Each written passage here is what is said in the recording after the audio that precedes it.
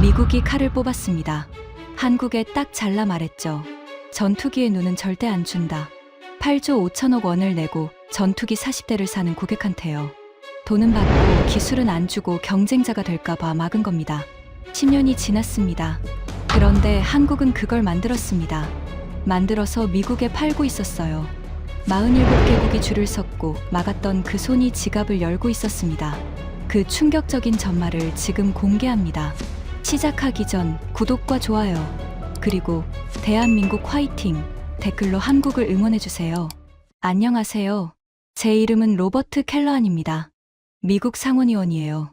군사위원회에서 방산 예산을 심의하는 일을 15년째 하고 있습니다. 쉽게 말하면 미국이 어떤 무기를 만들고 어떤 무기를 사는지, 거기에 세금을 얼마나 쓰는지를 따지는 사람이죠. 그전에는 해군 조종사였습니다. FA-18 전투기를 26년 동안 몰았어요. 비행시간만 1800시간이 넘습니다. 걸프전에도 참전했죠. 하늘 위에서 적을 찾고 미사일을 쏘고 살아 돌아오는 일을 해온 사람이에요. 전투기 조종사에게 레이더가 뭔지 아십니까? 눈입니다. 레이더 없는 전투기는 한밤중에 안경 없이 고속도로를 달리는 것과 같아요. 아무것도 못 봅니다. 적 미사일이 날아오는지도 모르고 옆에 비행기가 있는지도 모릅니다. 그냥 쇳덩어리가 하늘에 떠 있는 거예요. 저는 그 눈의 중요성을 뼛속까지 알고 있는 사람이었습니다. 그런데 그 눈자리에 쇠덩이가 들어가 있었다는 겁니다. 세계에서 가장 비싸고 가장 첨단이라는 F-35 전투기예요. 이 전투기를 만드는 회사가 록히드 마틴입니다. 미국에서 가장 크고 세계에서도 가장 큰 무기 회사예요. 이 회사가 F-35에 넣을 새 레이더를 만들고 있었어요. 기존보다 더 멀리, 더 정확하게 보는 차세대 눈이었습니다. 그런데 5년째 실패하고 있었어요. 왜 실패했느냐고요? 전투기의 눈 안에는 전파를 쏘고 받는 아주 작은 반도체 칩이 수천 개 들어갑니다. 이 칩들이 동시에 같은 방향으로 전파를 쏴야 해요. 오케스트라를 떠올려 보세요. 바이올린 50대가 동시에 같은 음을 내야 아름다운 화음이 되잖아요. 한 대만 반박자 어긋나도 불협화음이 나죠. 레이더도 똑같습니다. 그런데 칩들 사이 간격이 머리카락 절반보다 작은 오차만큼 어긋나 버렸어요. 그것만으로 전파가 제각각 다른 방향으로 흩어졌습니다. 눈을 뜨고 있는데 초점이 안 맞는 거죠. 록히드 마틴은 고쳤어요. 실패했습니다. 다시 고쳤어요. 또 실패했죠. 5년을 매달렸는데 해결이 안 됐습니다. 그 사이에 전투기 몸체는 계속 만들어졌어요. 날개도 달고 엔진도 넣고 조종석도 완성했죠. 전투기 몸은 다 만들어졌는데 눈만 없는 겁니다. 결국 록히드 마틴이 결정을 내렸어요. 더 이상 기다릴 수 없다. 레이더 없이 납품하자. 진짜 그렇게 했습니다. 레이더 자리에 쇠덩이를 넣어서 무게를 맞추고 나중에 레이더가 완성되면 갈아 끼워 드리겠습니다. 그 조건으로 미군에 전투기를 넘겼어요. 세계에서 가장 비싼 전투기 150대 이상이 눈 없이 하늘을 날고 있었습니다. 저는 이 사실을 보고받은 날 밤에 잠을 못 잤어요. 분노 때문이 아니었습니다. 두려움 때문이었죠. 미국의 하늘을 지키는 전투기 절반이 눈이 먼 상태로 떠 있다는 건 안보의 구멍이거든요. 전쟁이 터지면 어떻게 합니까? 절반은 못 나가는 겁니다. 다음 날 아침 저는 군사위 간사에게 전화했습니다. 긴급 청문회를 소집하라고요. 청문회 날이 왔습니다. 러셀 상원 빌딩 216호실이에요. 이 방은 미국 국방 정책의 심장 같은 곳입니다. 전쟁 결정이 이 방에서 시작되기도 하고 수십조 원의 예산이 이 방에서 결정되기도 하죠. 제가 의장석에 앉았습니다. 마이크를 켰어요. 맞은편 증인석에 한 남자가 앉아 있었습니다. 제임스 트레이시, 록히드 마틴 항공전자 부문 수석 부사장이에요. 양복이 깔끔했고 표정은 담담했습니다. 이런 자리에 처음 오는 사람은 아니었어요. 하지만 오늘 그의 앞에 놓인 질문은 달랐습니다. 제가 물었습니다. 트레이시 부사장, 단도직입으로 묻겠습니다. F-35에 탑재될 차세대 ASA 레이더, 현재 개발 상태가 어떻습니까? 트레이시가 대답했어요. 의원님, 현재 기술적 난제 몇 가지를 해결하고 있으며 조만간 의미 있는 진전이 있을 것으로 기대하고 있습니다. 조만간. 의미 있는 진전. 저는 이런 말을 수백 번 들어왔습니다. 의회에서 이런 표현이 나오면 뜻은 하나예요. 아직 안 됐다는 겁니다. 다시 물었어요. 조만간이 언제입니까? 이 프로그램이 시작된 게 5년 전입니다. 5년이요.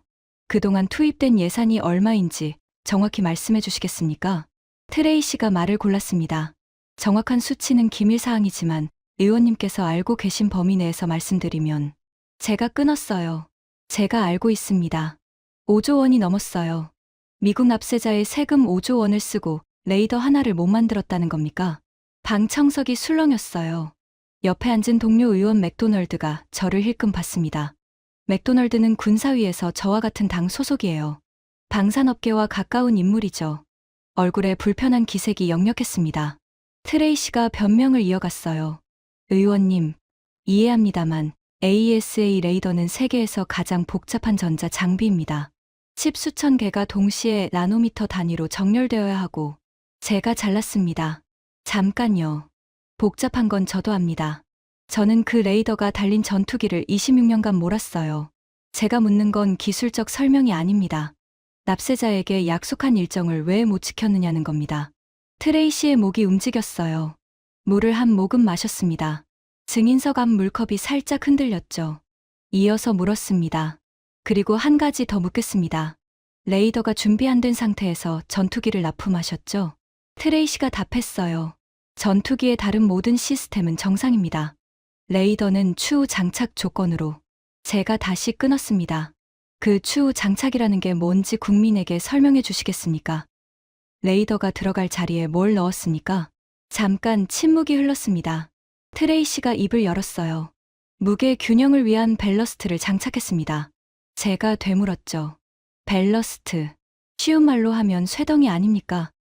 1,400억 원짜리 전투기 코에 쇠덩이를 넣어서 납품했다는 거 맞습니까? 방청석 여기저기서 작은 탄성이 터졌습니다. 기자석에서 카메라 셔터 소리가 빗줄기처럼 쏟아졌어요. 트레이시가 다급하게 말했습니다. 이건 일시적인 조치이며 제가 못 박았어요. 150대 이상이 그 일시적인 조치 상태입니다.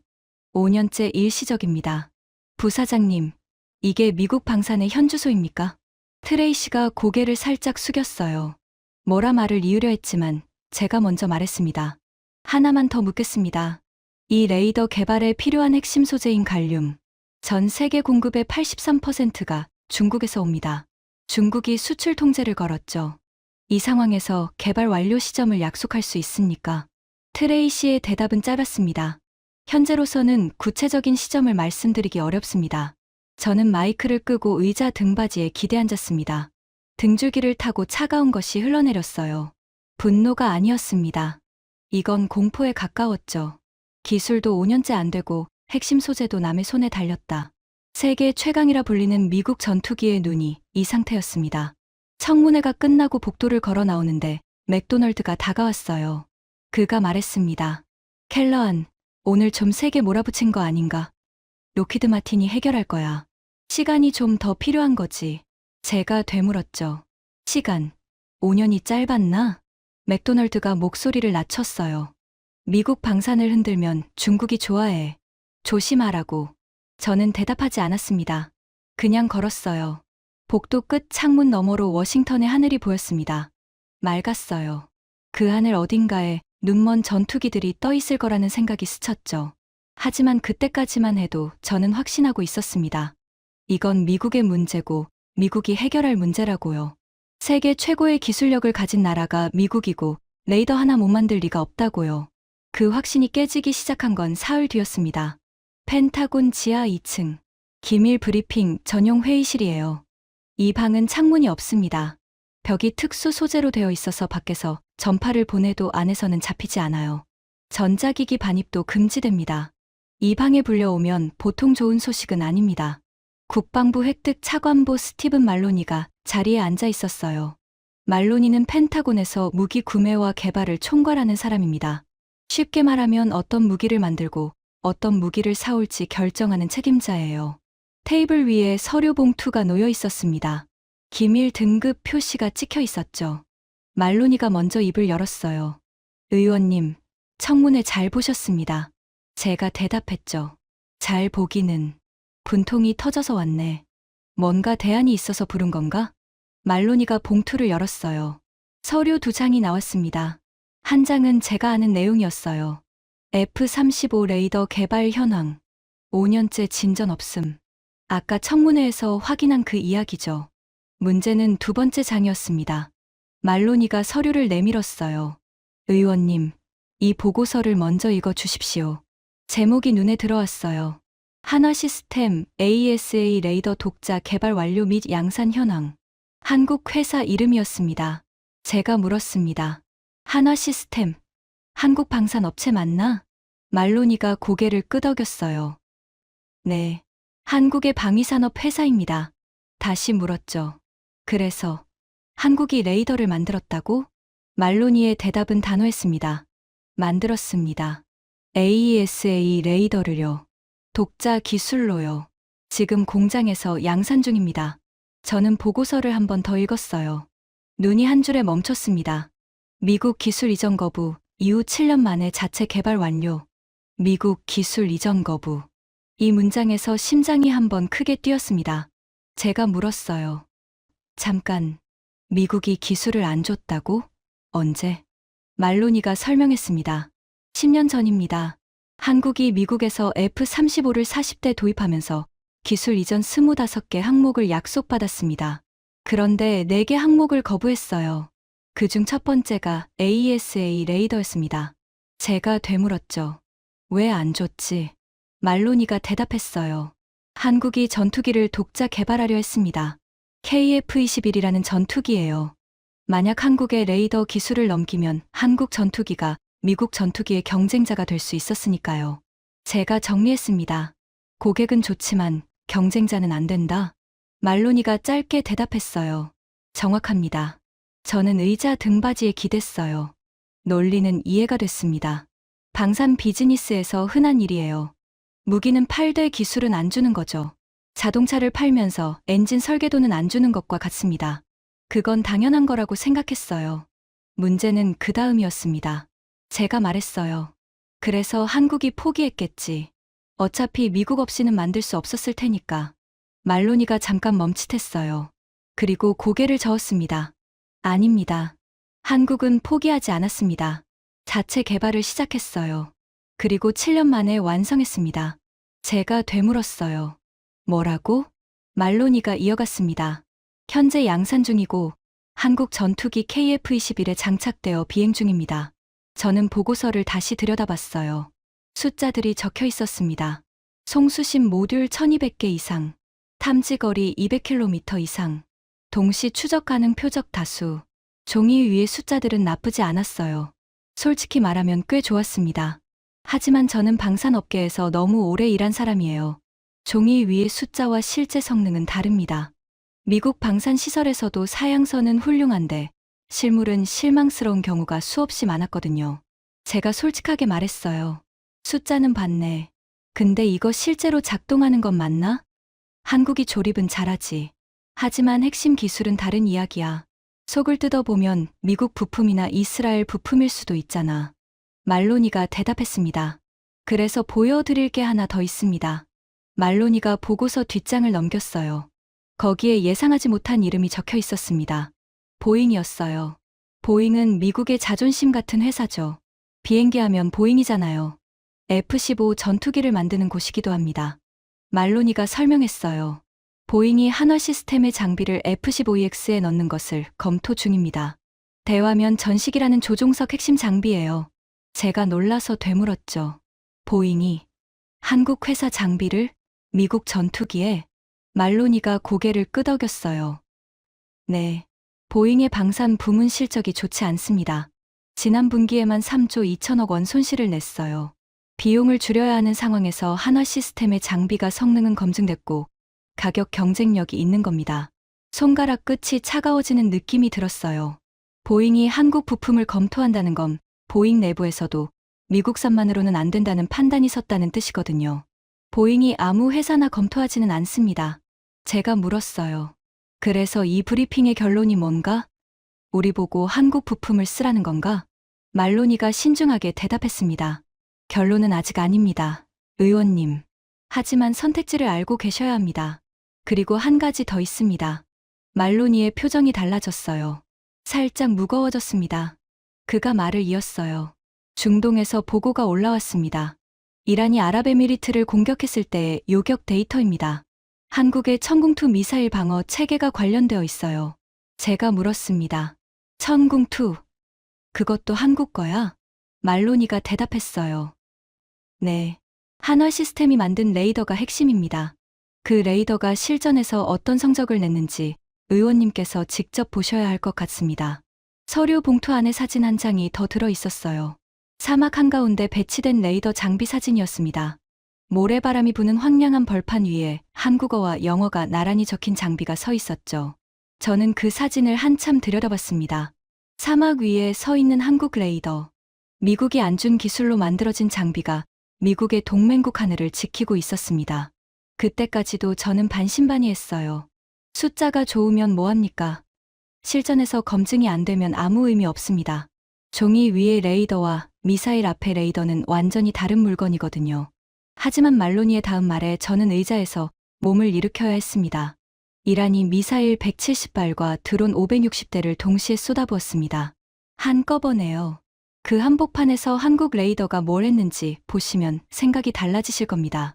미사일 170발, 드론 560대.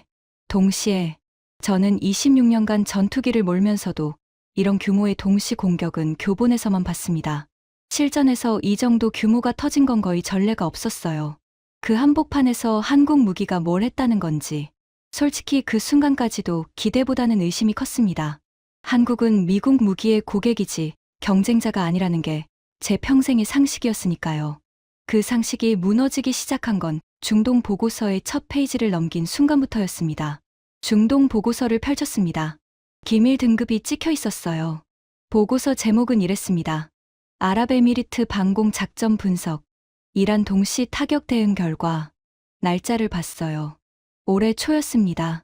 이란이 아랍에미리트를 향해 미사일과 드론을 쏟아부은 날이었죠. 규모부터 정리해 드리겠습니다. 미사일 170발, 드론 560대. 동시에요. 미사일 170발이 동시에 날아온다는 게 어떤 상황인지 감이 잘 안 오실 겁니다. 비유를 하나 드릴게요. 야구에서 투수가 공을 하나 던지면 타자가 그걸 치잖아요. 그런데 170명의 투수가 동시에 공을 던지는 겁니다. 모든 공을 다 쳐내야 합니다. 하나라도 놓치면 그게 도시에 떨어져요. 공항에, 호텔에, 사람들 머리 위에요. 저는 26년간 전투기를 몰면서도 이런 규모의 동시 공격은 교본에서만 봤어요. 실전에서 이 정도가 터진 건 역사적으로도 손에 꼽을 만한 사건이었습니다. 보고서 다음 장을 넘겼어요. 아랍에미리트의 방공망 구조가 그려져 있었습니다. 아파트로 비유하면 이해가 쉬우실 겁니다. 꼭대기층은 미국의 사드가 지키고 있었어요. 아주 높은 곳, 150km 밖에서 날아오는 걸 잡는 장비죠. 미국이 만든 세계 최고의 요격 시스템입니다. 1층은 역시 미국의 패트리엇이 지키고 있었어요. 가까운 곳, 20km 아래를 담당합니다. 이것도 미국 레이시온이 만든 검증된 무기죠. 그러면 중간층은요? 20km에서 40km 사이. 이 구간을 비워두면 적 미사일이 그 틈으로 스르르 들어옵니다. 꼭대기에서 못 잡고 1층에서도 못 잡는 높이를 노리는 거예요. 이 중간층을 지키고 있던 게 바로 한국의 천궁2였습니다. 저는 그 이름을 보고 멈칫했어요. 천궁.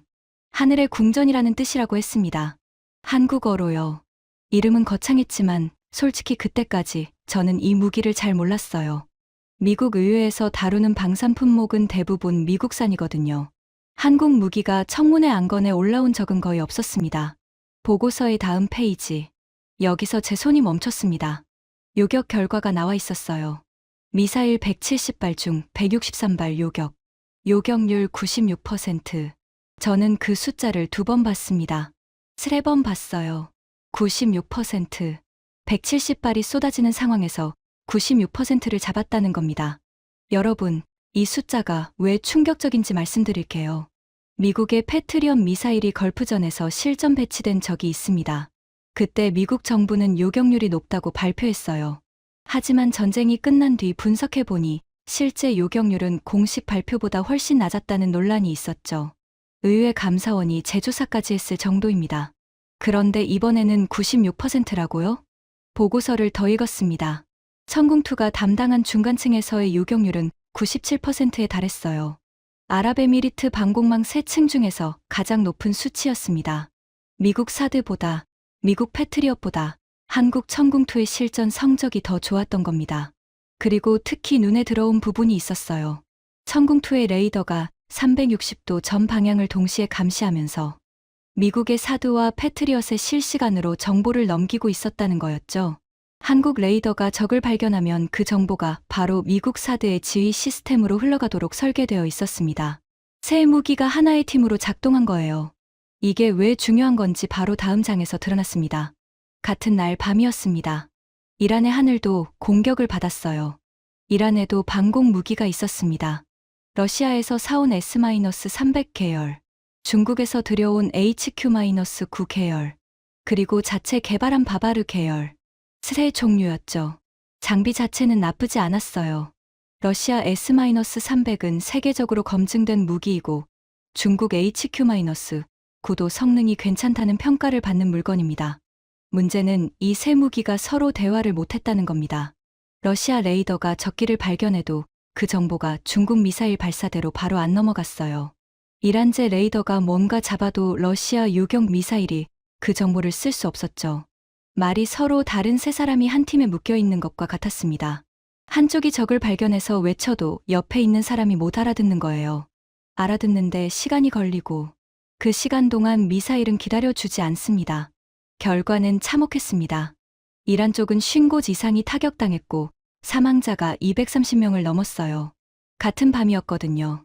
한쪽은 96%를 막았고 한쪽은 뚫렸습니다. 차이가 뭐였을까요? 개별 무기의 성능만이 아니었어요. 함께 싸울 수 있느냐 없느냐의 차이였습니다. 한국의 천궁2는 처음 설계할 때부터 미국 시스템과 연결되도록 만들어져 있었죠. 한국 레이더가 잡은 정보가 미국 사드의 화면에도 실시간으로 뜨도록요. 그래서 세 무기가 하나의 팀처럼 움직일 수 있었던 겁니다.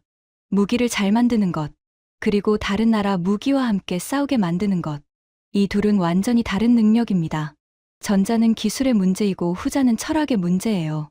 한국은 처음부터 혼자가 아니라 동맹과 함께 싸우는 무기를 설계한 거였습니다. 저는 보고서를 덮었어요.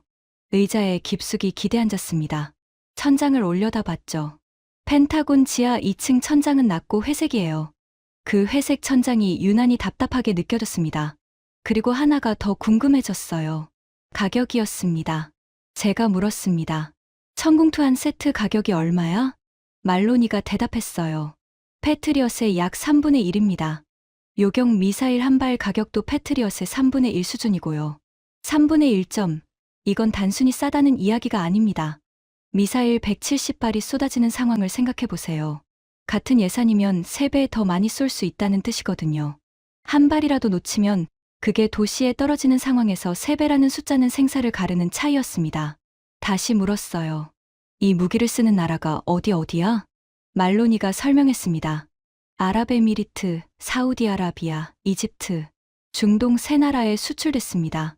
계약 금액만 합치면 12조 원이 넘습니다. 12조 원.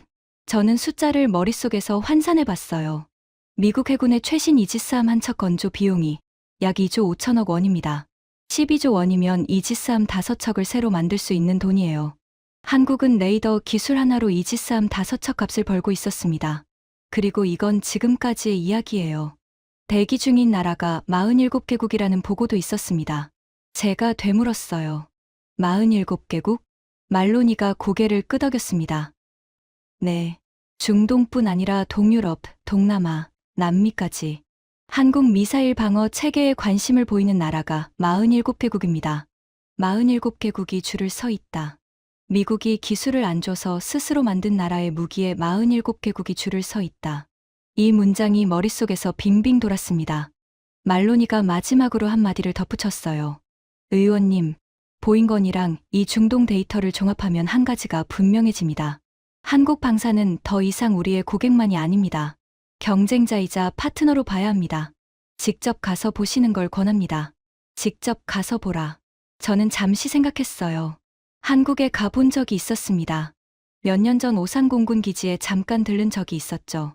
깨끗하고 빠른 나라라는 인상이었어요. 하지만 한국의 무기 공장은 한 번도 가본 적이 없었습니다. 솔직히 말하면 갈 이유가 없었어요. 미국 의원이 한국 방산시설을 시찰한다. 지금까지 그런 전례가 거의 없었거든요. 무기는 우리가 팔고 한국이 사는 구조였으니까요. 파는 쪽이 사는 쪽 공장을 왜 보러 갑니까? 하지만 이번은 상황이 달랐습니다. 보잉이 한국 부품을 검토하고 있고 중동에서 한국 무기가 미국 무기보다 좋은 성적을 냈다. 무시하고 넘어갈 수 있는 보고가 아니었어요. 일주일 뒤 저는 군사위 동료 의원 3명과 함께 시찰단을 꾸렸습니다. 시찰단 명단을 말씀드리겠습니다. 저, 로버트 켈러안, 군사위 방산예산 소위원장, 마크 맥도널드, 군사위 소속 의원, 방산업계와 가까운 인물, 청문회 날 저한테 조심하라고 했던 그 사람입니다. 레이첼 파커, 군사위 소속 여성 의원, 전직 공군 정보장교 출신, 냉정하고 분석적인 사람이에요. 그리고 국방부에서 수행원 2명이 붙었습니다. 출발 전날 밤이었어요. 의원회관 사무실에서 한화 시스템 관련 자료를 읽고 있었습니다. 문이 노크 없이 열렸어요. 맥도널드였습니다. 그가 물었어요. 켈러안, 진짜 가는 거야? 제가 대답했죠. 표 끊었어. 맥도널드가 코웃음을 쳤습니다. 한국까지 뭐 하러 가? 조립 공장 보러? 제가 말했어요. 조립만 하는지 직접 보려고. 맥도널드가 어깨를 으쓱했습니다. 가서 뭘 봐도 결론은 같을 거야. 핵심은 미국산이겠지. 포장만 다른 거라고. 맥도널드의 말이 틀렸다고 할 수 없었어요. 미국 방산업계에서 일하다 보면 이런 경우가 실제로 많거든요. 어떤 나라가 우리도 만들었다고 하면 가서 보면 미국 부품을 가져다가 조립한 경우가 대부분이에요. 겉은 자기네 제품처럼 포장해 놓지만 속을 뜯어보면 핵심 칩은 전부 미국산이거나 유럽산이죠. 솔직히 저도 한국이 그럴 거라고 생각했습니다. 반도체는 잘 만들겠지만 전투기의 눈은 차원이 다른 이야기니까요.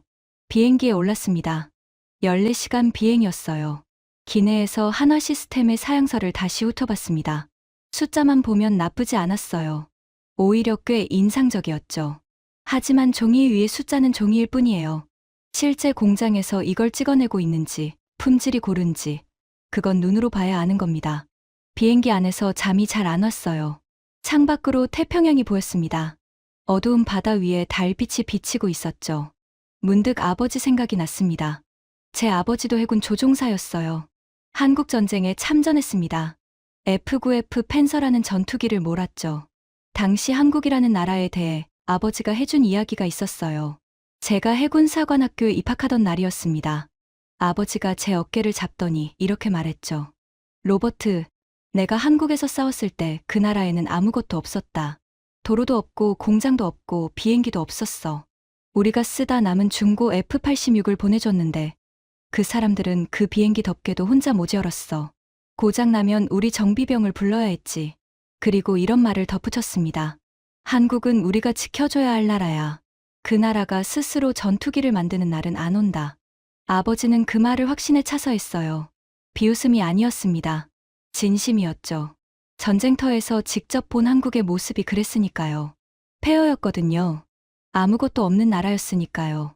저는 그 말을 30년 넘게 믿었습니다. 아버지의 경험에서 나온 말이었고, 저 역시 미국 군인으로 살면서 그 말이 맞다고 느꼈거든요. 한국은 미국 무기에 충실한 고객이었고, 미국 없이는 안보를 유지할 수 없는 나라였으니까요. 비행기가 태평양을 건너고 있었습니다. 14시간 뒤에 도착할 나라. 아버지가 폐허라고 했던 그 나라. 그 나라의 무기 공장에 미국 상원의원 넷이 가고 있었어요. 인천공항에 도착했습니다. 아침이었어요. 공항이 넓고 깨끗했습니다. 표지판에 한국어와 영어가 나란히 적혀 있었죠. 공항 직원들이 체계적으로 움직이고 있었어요. 동선이 효율적이라는 인상을 받았습니다. 맥도널드가 옆에서 중얼거렸어요. 공항은 깔끔하네. 이것만 보면 선진국인데, 이것만 보면. 그 한마디에 맥도널드의 시각이 담겨 있었죠. 겉은 반듯하겠지만 속은 다를 거라는 뜻이었습니다. 공항에서 차로 3시간을 더 달렸어요. 고속도로는 깔끔했습니다. 터널을 몇 개 지나고 산을 넘었어요. 도시와 논밭이 번갈아 나타났습니다. 구미라는 도시에 들어섰어요. 차가 한 건물 앞에서 멈췄습니다. 건물 외벽에 한국어와 영어로 회사 이름이 적혀 있었죠. 한화 시스템. 파커 의원이 차에서 내리면서 주변을 둘러봤어요. 그녀가 말했습니다. 외관은 평범한 산업단지네요. 특별할 건 없어 보이는데. 저도 같은 생각이었습니다. 밖에서 보면 그냥 크고 네모난 건물이에요. 미국 텍사스에 있는 로키드 마틴 공장이나 메릴랜드의 레이시온 시설과 비교하면 외관은 수수한 편이었죠. 안으로 들어가기 전에 서류 한 장에 서명을 해야 했습니다. 보안 서약서였어요. 이 시설에서 본 기술 정보를 외부에 유출할 경우 법적 처벌을 받을 수 있다는 내용이었습니다. 문구가 꽤 강했어요. 미국 방산 시설에서도 보안 서약서를 쓰지만 여기는 한국 정부가 지정한 국가 핵심 시설이라는 설명까지 붙어 있었죠. 맥도널드가 서약서를 보더니 코웃음을 쳤습니다. 보안 서약서까지 뭐가 그렇게 대단한 게 있다고. 서명을 하고 안으로 들어갔습니다. 문이 열렸어요. 그리고 첫 번째로 느낀 건 공기였습니다. 바깥과 완전히 다른 공기였어요. 차갑고 건조하고 냄새가 없었습니다. 아무 냄새도요. 보통 무기 공장이라고 하면 기름 냄새, 금속 냄새, 용접 연기 같은 게 떠오르잖아요. 저도 미국에서 방산시설을 여러 곳 다녀봤는데 어디를 가든 공업시설 특유의 냄새가 있었거든요. 여기는 아무것도 없었어요. 병원보다 더 깨끗한 공기였습니다. 발밑을 봤더니 바닥이 거울처럼 반들거렸어요. 먼지 한 톨이 안 보였습니다. 안내 담당자가 설명해 줬어요. 여기는 클린룸입니다. 먼지를 극도로 차단하는 공간이에요. 클린룸. 반도체 공장에서 쓰는 그 공간이었습니다. 반도체 칩을 만들 때는 먼지 하나가 들어가도 불량이 나거든요. 그래서 공기 중의 먼지를 거의 제로에 가깝게 관리하는 특수한 방이에요. 그런데 여기는 반도체 공장이 아니라 무기 공장이었습니다. 제가 물었어요. 왜 무기 공장에 반도체 공장 수준의 클린룸이 필요합니까? 안내 담당자가 대답했습니다. 전투기 레이더 안에 들어가는 칩이 반도체이기 때문입니다. 먼지가 하나라도 붙으면 전파 신호가 틀어져요. 그래서 반도체 공장과 같은 수준으로 관리하는 겁니다. 그제야 연결이 됐어요. 아까 보고서에서 봤죠. 레이더 안에 전파를 쏘고 받는 작은 반도체 칩이 수천 개 들어간다고요. 그 칩 하나하나를 만들고 배열하는 과정이 삼성이나 인텔의 반도체 제조와 같은 수준의 정밀함을 요구하는 거였습니다.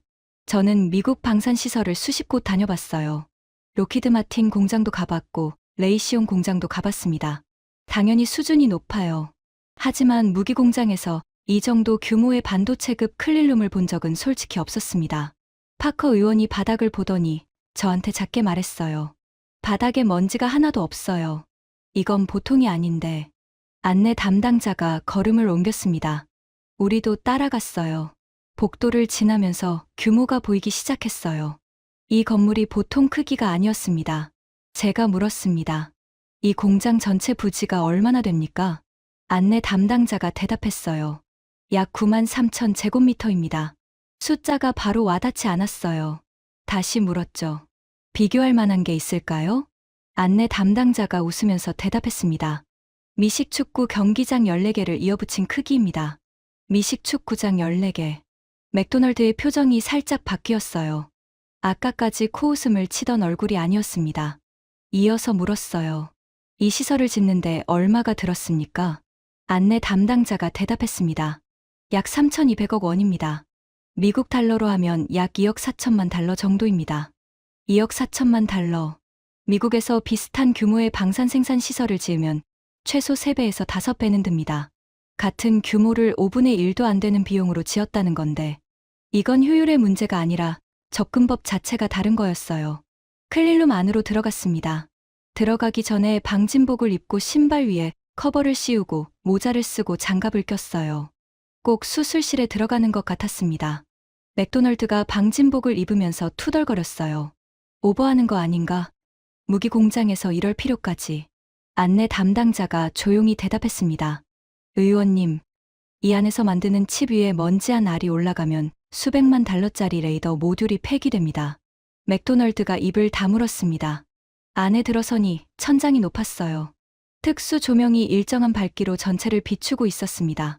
그림자가 거의 없었죠. 안내 담당자가 설명을 이어갔어요. 이 클린룸 넓이가 약 1,800평입니다. 한국 방산 업계에서 가장 큰 클린룸이에요. 1,800평. 미식 축구장 하나를 통째로 넣고도 남는 크기였습니다. 그런데 저를 정말 놀라게 한 건 크기가 아니었어요. 고요함이었습니다. 바닥에 서 있는데 아무 느낌이 없었어요. 발바닥에 전해지는 미세한 떨림조차 없었습니다. 보통 건물은 아무리 조용해도 환기시설이나 엘리베이터 때문에 아주 미세한 진동이 있거든요. 여기는 그것조차 없었어요. 안내 담당자가 설명했습니다. 여기는 진동을 일반 건물의 100분의 1 수준으로 관리하고 있습니다. 100분의 1점, 바닥에 동전을 세워놓아도 안 쓰러진다는 뜻이에요. 설명이 계속됐어요. 레이더 안에 들어가는 칩 수천 개를 정렬할 때 머리카락 한 올 굵기보다 작은 오차도 허용이 안 됩니다. 건물이 살짝이라도 흔들리면 칩 배열이 틀어져요. 그래서 건물 자체를 흔들림이 거의 없는 구조로 지었습니다. 저는 미국에서 로키드 마틴 텍사스 공장도 가봤고 레이시온 매사추세츠 시설도 가봤습니다. 미국 방산 시설도 당연히 수준이 높아요.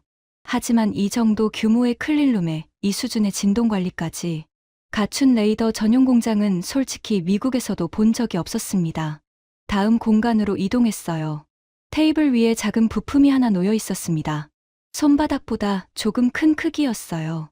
제가 물었습니다. 이게 뭡니까? 안내 담당자가 대답했어요. 송수신 모듈입니다. 전투기 레이더 안에 들어가는 핵심 칩이에요. 이것 하나하나가 독립적으로 전파를 쏘고 받습니다. 허락을 받고 모듈을 손에 들어봤어요. 생각보다 가벼웠습니다. 옆에 서 있던 엔지니어가 입을 열었습니다. 공장 견학 내내 한마디도 안 하던 사람이에요. 안경을 쓴 중년 남성이었죠.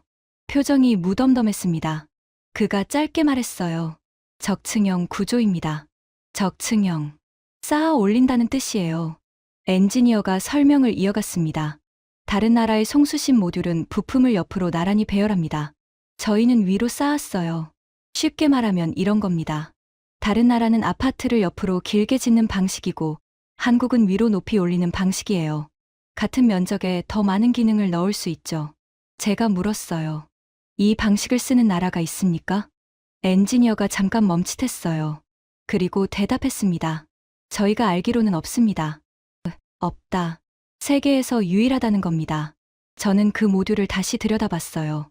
손바닥 위에 작은 부품 안에 전투기의 눈에 필요한 모든 게 층층이 들어가 있었습니다. 엔지니어가 한마디를 더 덧붙였어요.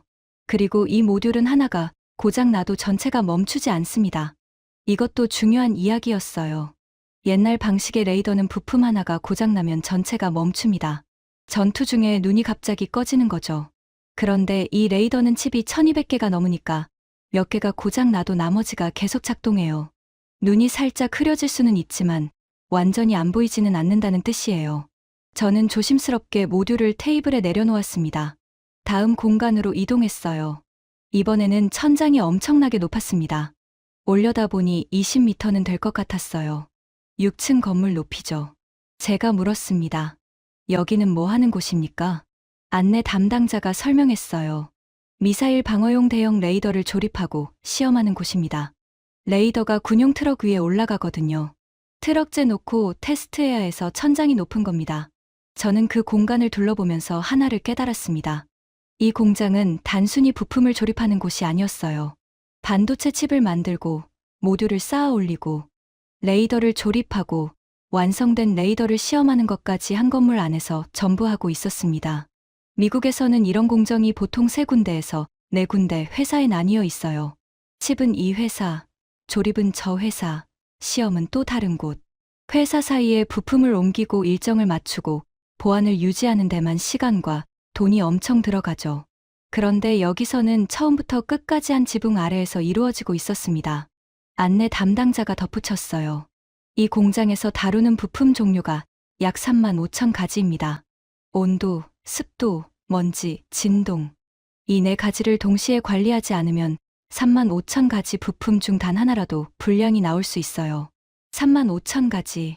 저는 미국 방산시설에서도 부품 관리 체계를 많이 봤지만 한 지붕 아래에서 35,000가지를 동시에 돌리는 건 처음이었습니다. 맥도널드가 조용히 다가왔어요. 아까부터 한마디도 안 하고 있었습니다. 공항에서 이것만 보면 선진국인데라고 했던 사람이에요. 보안 서약서를 보고 코웃음을 치던 사람이요. 그가 낮은 목소리로 말했어요. 켈러안. 제가 대답했죠. 응. 맥도널드가 고개를 천천히 저으면서 말했습니다. 이거 조립 공장 아니야. 저도 알고 있었습니다. 들어오기 전에 예상했던 것과 완전히 달랐어요. 미국 부품을 가져다가 잘 조립하는 공장을 예상했습니다. 깔끔하긴 하겠지만 핵심은 미국산이겠지라고요. 그런데 지금까지 본 건 전혀 달랐습니다. 반도체 수준의 클린룸, 세계에서 유일한 적층형 모듈, 칩부터 완성품까지 한 건물에서 끝나는 생산 라인, 진동 100분의 1 관리, 부품 35,000종. 이건 조립이 아니었어요. 창조였습니다. 공장 견학이 거의 끝나갈 무렵이었어요. 안내 담당자가 저를 회의실로 안내했습니다. 한화 시스템의 레이더 개발 책임자가 자리에 앉아 있었어요. 저는 하나가 궁금했습니다. 어떻게 시작한 건지, 미국이 기술을 안 줬을 때 어떻게 반응한 건지. 제가 물었어요. 솔직히 묻겠습니다. 10년 전에 미국이 기술 이전을 거부했을 때 어떻게 하셨습니까? 포기할 수도 있었잖아요. 책임자가 잠시 생각하더니 입을 열었습니다. 선택지가 두 가지였습니다. 포기하고 미국에서 계속 사거나 직접 만들거나. 제가 이어서 물었죠. 직접 만든다는 게 얼마나 어려운 일인지는 아셨을 텐데요. 그때까지 전투기 레이더를 자체 개발한 나라가 전 세계에 11개밖에 없었지 않습니까? 미국이 20년 걸린 걸 한국이 할 수 있다고 생각한 겁니까? 책임자가 대답했어요. 솔직히 확신은 없었습니다. 하지만 포기하면 영원히 남의 눈으로 하늘을 봐야 하니까요. 우리 하늘은 우리 눈으로 지키고 싶었습니다. 저는 가슴이 뜨끔했어요. 우리 하늘은 우리 눈으로. 단순한 기술의 문제가 아니라 자존심의 문제였던 거예요. 나라의 눈을 남에게 맡기느냐, 스스로 갖느냐의 문제. 다시 물었습니다. 어떻게 시작하셨습니까? 책임자의 대답이 의외였어요. 처음 2년은 책만 읽었습니다. 제가 되물었죠. 책이요? 책임자가 고개를 끄덕이며 설명했습니다. 네. 설계도가 없었으니까요. 분해할 실물도 없었고요. 미국이 완제품은 팔았지만 속은 절대 안 보여줬거든요. 논문을 읽고 학술지를 뒤지고 공개된 기술 자료를 모았습니다. 전파가 어떻게 움직이는지, 칩에서 전파가 어떻게 만들어지는지 기초부터 공부한 겁니다. 세계에서 가장 정밀한 무기의 눈을 만드는 첫걸음이 도서관에서 시작됐다. 저는 그 말에 할 말을 잃었어요. 보통 방산 기술 개발은 동맹국이 핵심 기술의 일부를 알려주면서 시작됩니다. 여기까지는 도와줄게. 나머지는 너희가 해. 이런 식이죠. 일본이 전투기 레이더를 만들 때도 미국 기술을 기반으로 시작했고 터키도 영국 회사의 도움을 받았어요. 한국은 아무도 안 도와줬습니다. 미국이 문을 닫았고 다른 나라도 이 기술만큼은 쉽게 공유하지 않았거든요. 진짜 맨바닥에서 시작한 거였어요. 제가 물었습니다.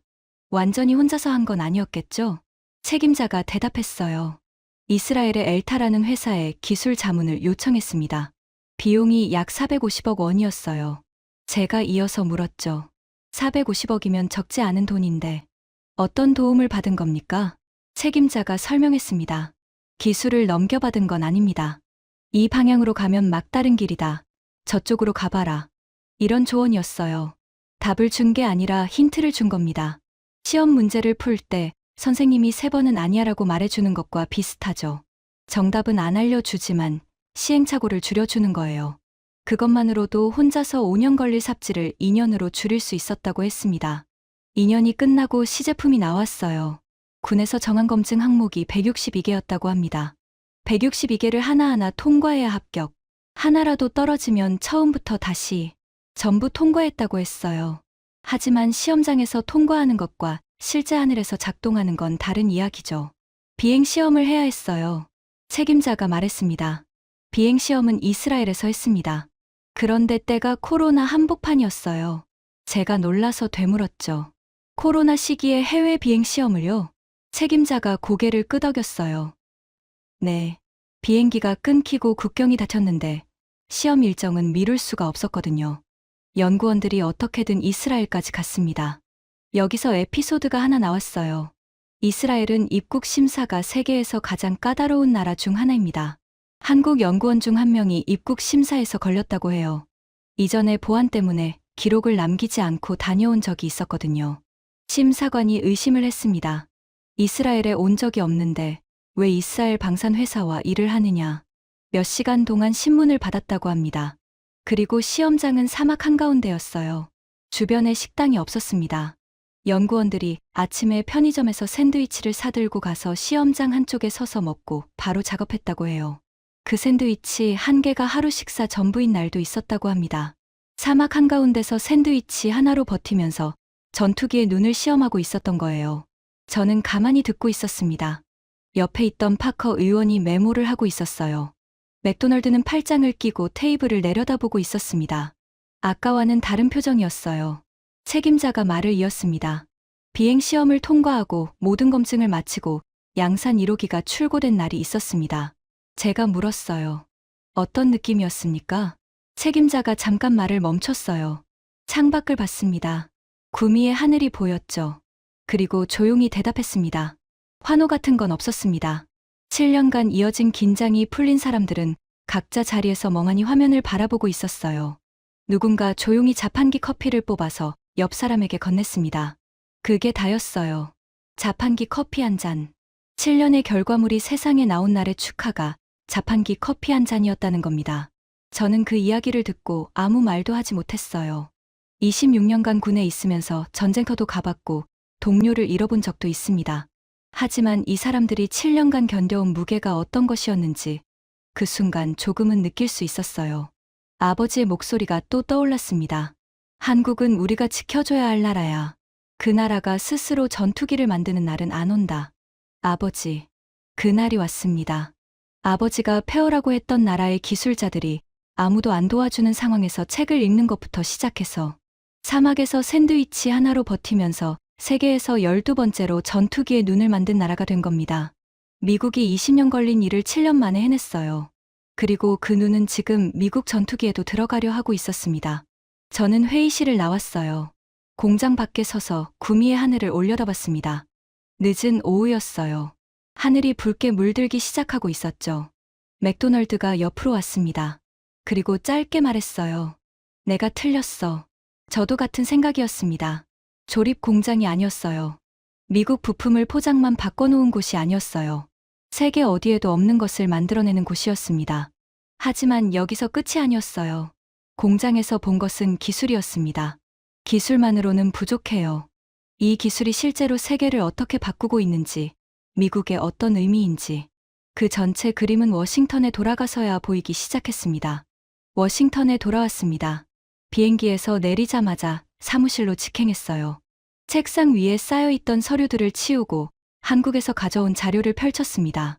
구미 공장에서 본 것, 중동 실전 데이터, 그리고 펜타곤 브리핑에서 받은 보고서, 이 세 가지를 나란히 놓고 전체 그림을 그려봤어요. 그랬더니 보이기 시작했습니다. 한화 시스템이라는 한국 회사의 기술이 들어간 곳이 한두 군데가 아니었어요.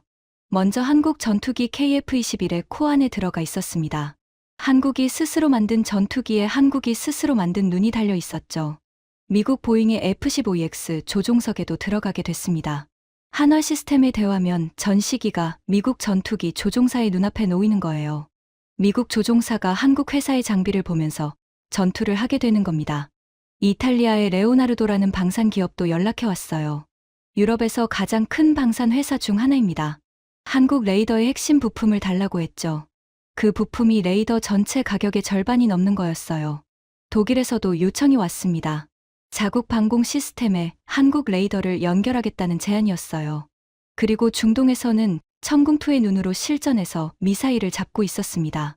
아랍에미리트, 사우디아라비아, 이집트 세 나라에 수출된 금액만 합쳐도 12조 원이 넘었어요. 12조 원. 이게 어느 정도 돈이냐면요. 미국 해군의 최신 이지스함 한 척을 새로 만드는데 약 2조 5천억 원이 듭니다. 12조 원이면 이지스함 5척을 건조할 수 있는 금액이에요. 한국은 레이더 하나의 기술로 이지스함 5척 값을 벌어들이고 있었습니다. 그리고 대기 중인 나라가 47개국이라고 했죠. 중동뿐 아니라 동유럽, 동남아, 남미까지 47개국이 한국 방산에 줄을 서 있었습니다. 저는 메모장을 꺼내서 숫자를 정리했어요. 레이더 독자 개발 기간 7년, 구미 공장 투자금 3,200억 원, 전투기 레이더 납품 계약, KF-21 40대분, 미사일 방어 레이더 수출 12조 원 이상, 한화 시스템 전년 대비 이익 성장률 174%, 순이익 3,100억 원. 구매 대기 국가. 47개국. 숫자를 쭉 써놓고 한 발짝 물러나서 봤습니다. 이게 하나의 이야기로 연결되더라고요. 10년 전 미국이 기술을 안 줬습니다. 한국이 7년 만에 스스로 만들었어요. 미국이 5년째 못 만들고 있는 걸 한국은 공장에서 찍어내고 있었습니다. 이제 미국이 한국 부품을 사려고 하고 있었어요. 유럽 방산 강국들이 한국에 손을 내밀고 있었습니다. 중동에서는 실전에서 검증까지 끝났고요. 막았던 손이 지갑을 열고 있었습니다. 여기서 한 가지를 더 확인해야 했어요. 보잉 건이었습니다. 사무실에서 전화를 걸었어요. 보잉 방산 부문 부사장 데이비드 하퍼에게요. 하퍼는 방산업계에서 30년을 일한 사람입니다. F-15 프로그램을 총괄하고 있었죠. 제가 군사위에서 F-15 예산을 다루는 사람이니까 통화가 자주 있는 사이였어요. 제가 물었습니다. 하퍼, 한화 시스템과의 계약건 사실인가? 하퍼가 대답했어요. 네, 의원님. 한화 시스템에 대화면 전시기를 F-15EX에 탑재하는 계약을 체결했습니다. 제가 이어서 물었죠. 미국 전투기에 한국 부품을 넣는 건데 미국 업체로는 안 되는 건가? 잠깐 침묵이 흘렀어요. 하퍼가 천천히 입을 열었습니다. 솔직히 말씀드리겠습니다. 의원님. 저희 방산 부문이 지난 분기에만 3조 2천억 원 손실을 냈습니다. 의회에서 비용 절감 압박이 거세요. 한화 시스템의 장비는 성능이 검증됐고 가격 경쟁력이 있습니다. 같은 성능을 미국 업체에서 조달하면 비용이 40% 이상 높아집니다. 제가 되물었어요. 40%? 하퍼가 설명을 계속했습니다. 네. 그리고 이건 F-15EX만의 문제가 아닙니다. F-15가 전 세계 7나라에서 약 500대가 날고 있어요. 대부분 조종석 현대화가 시급합니다. 특히 일본이 68대를 보유하고 있는데 전부 업그레이드 예정이에요. 그 시장 규모만 8조 원이 넘습니다. 제가 정리했어요. 미국이 쓴다는 건 곧 품질 보증 도장이고 그러면 나머지 나라들도 따라올 가능성이 높다. 하퍼가 짧게 대답했습니다. 정확합니다. 한번 문이 열리면 500대 시장 전체가 열리는 겁니다. 전화를 끊었습니다. 의자에 앉아서 창밖을 봤어요. 워싱턴 의사당 돔이 보였습니다. 저녁 하늘에 조명이 들어와서 하얗게 빛나고 있었죠. 10년 전을 떠올렸습니다. 미국이 한국에게 전투기 기술은 절대 못 준다고 했던 그때. 미국은 한국이 핵심 기술을 갖게 되면 경쟁자가 될까 봐 막았어요. 고객은 좋지만 경쟁자는 안 된다. 그게 논리였죠. 10년이 지났습니다. 한국은 그 기술을 스스로 만들었고 미국이 한국 장비를 우리 전투기에 넣겠다고 계약한 겁니다. 막았던 쪽이 사달라고 전화한 거예요. 비유를 하나 하겠습니다. 10년 전에 한 식당 주인이 주방 보조에게 말했어요. 레시피는 절대 안 가르쳐 줘. 너는 설거지나 해. 그런데 10년 뒤 그 주방 보조가 자기 가게를 차렸습니다. 자기만의 레시피를 개발해서요. 그런데 그 요리가 너무 맛있어서 원래 식당 주인이 찾아와서 말하는 겁니다. 그 요리를 우리 가게에도 납품해 줄 수 있겠나? 이게 지금 미국과 한국 사이에 벌어지고 있는 일이었습니다. 며칠 뒤 상원 본회의가 열렸습니다. 저는 발언을 신청했어요. 군사위 소속 의원이 본회의에서 방산 관련 발언을 하는 건 드문 일은 아닙니다. 하지만 이날 제가 하려는 이야기는 좀 달랐습니다. 연단에 올라갔어요. 마이크를 조정했습니다. 의원석에 동료들이 앉아 있었죠. 맥도널드도 보였어요. 파커 의원도 있었습니다. 제가 말문을 열었습니다. 존경하는 동료 의원 여러분. 저는 오늘 한국에서 본 것에 대해 말씀드리려 합니다. 의원석 몇 군데에서 고개가 돌아갔어요. 한국이라는 단어에 반응한 거죠. 미국 상원 본회의에서 한국 방산이 주제로 올라오는 건 흔한 일이 아니니까요. 말을 이었습니다. 저는 26년간 미국 해군에서 전투기를 몰았습니다. 미국 방산이 세계 최고라고 믿어 의심하지 않았습니다. 전투기에 눈을 만드는 기술, AESA 레이더. 이건 미국만이 할 수 있는 영역이라고 생각했습니다. 목소리를 높였어요. 그런데 의원 여러분, 지금 우리의 최신 전투기 F-35에는 레이더 대신 쇠덩이가 박혀 있습니다. 150대 이상이 그 상태입니다. 개발비로 5조 원 이상을 쓰고도 5년째 완성을 못하고 있어요. 핵심 소재인 갈륨은 83%를 중국에 의존하고 있습니다. 몇몇 의원이 불편한 표정을 지었어요. 미국 방산의 민낯을 본회의장에서 말하는 게 달가울 리가 없죠. 계속했습니다. 한편 한국에서는요. 10년 전에 미국이 이 기술을 절대 줄 수 없다고 거절했습니다. 8조 5천억 원어치 전투기를 사는 고객한테 기술은 안 준 겁니다. 한국은 포기하지 않았습니다. 설계도도 없이, 분해할 실물도 없이, 책 읽는 것부터 시작해서 7년 만에 독자 개발을 완성했습니다. 지금 공장에서 양산 중입니다. 저는 그 공장에 직접 다녀왔습니다. 여기서 잠시 멈췄어요. 구미 공장의 풍경이 떠올랐습니다. 냄새 없는 공기, 거울 같은 바닥, 동전을 세워놓아도 안 쓰러지는 고요함, 손바닥 위에 적층형 모듈, 그리고 자판기 커피 한 잔으로 7년을 축하하던 사람들. 말을 이었어요. 미식축구장 14개 크기의 공장 안에 반도체 공장 수준의 클린룸이 있었습니다. 세계에서 유일한 적층형 모듈을 만들고 있었어요. 칩 제조부터 완성품 시험까지 한 건물 안에서 이루어지고 있었습니다. 미국에서도 이런 시설은 본 적이 없습니다. 의원석이 조용해졌어요. 계속했습니다. 그리고 중동에서는요. 이란이 미사일 170발과 드론 560대를 동시에 쏟아부었을 때 한국의 천궁2 미사일 방어 체계가 97%를 요격했습니다. 같은 밤 이란 쪽은 뚫렸어요. 사망자가 230명이 넘었습니다. 차이가 뭐였을까요? 한국 무기는 미국 시스템과 하나의 팀으로 싸우도록 설계되어 있었습니다. 이란의 무기들은 서로 대화조차 못했어요. 지금 47개국이 한국 방산에 줄을 서 있습니다. 미국 보잉은 한국 부품 없이는 F-15EX를 제값에 만들 수 없는 상황이에요. 이탈리아와 독일 방산 기업이 한국에 핵심 부품을 달라고 하고 있습니다. 의원 여러분, 10년 전에 우리가 기술을 안 줬더니 한국은 스스로 만들었습니다. 만들어서 우리한테 팔고 있어요. 막았던 우리 손이 지갑을 열고 있는 겁니다. 여기서 한 번 더 멈췄습니다. 숨을 고르고 아버지 이야기를 꺼냈어요. 제 아버지는 한국전쟁에서 싸운 해군 조종사였습니다. 아버지가 저한테 이런 말을 한 적이 있어요. 한국은 우리가 지켜줘야 할 나라다. 그 나라가 스스로 전투기를 만드는 날은 안 온다. 아버지의 그 말은 30년간 제 상식이었습니다. 70년 전 한국은 정말 아무것도 없는 나라였으니까요. 미국이 쓰다 남은 중고 비행기를 보내줘야 했던 나라였으니까요.